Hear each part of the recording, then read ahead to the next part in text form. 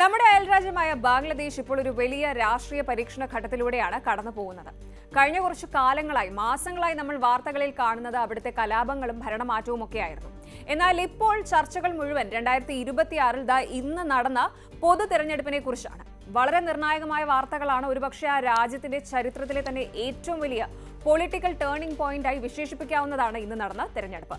പതിറ്റാണ്ടുകൾ ഭരിച്ച ഷെയ്ഖ് ഹസീന ഒഴിഞ്ഞുപോയതിനു ശേഷം നടക്കുന്ന ആദ്യ ഇലക്ഷൻ. ആരായിരിക്കും ധാക്കയുടെ പുതിയ സുൽത്താൻ?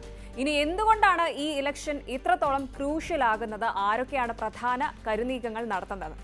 ഇന്ത്യയെ ഇത് എങ്ങനെ ബാധിക്കും? ഇതൊക്കെ പ്രധാന ചോദ്യങ്ങളാണ്. നമുക്കറിയാം, ഏകദേശം 15 വർഷത്തോളം ബംഗ്ലാദേശ് ഭരിച്ച ഷെയ്ഖ് ഹസീന സർക്കാർ വീണത് എത്ര പെട്ടെന്നായിരുന്നു എന്ന്.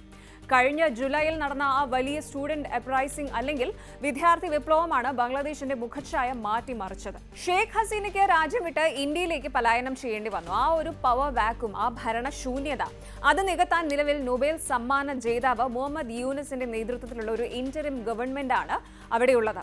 പക്ഷേ ഒരു താൽക്കാലിക സർക്കാരിന് എത്ര കാലം മുന്നോട്ട് പോകാനാകും? ജനങ്ങൾക്കിടയിൽ ഒരു ജനാധിപത്യ സർക്കാരിനായുള്ള ദാഹം വർദ്ധിച്ചു വരികയാണ്. ഇന്ന് 2026 ഫെബ്രുവരി 12 ബംഗ്ലാദേശ് ചരിത്രത്തിലെ ആ നിർണായകമായ ഡേ എത്തിക്കഴിഞ്ഞു.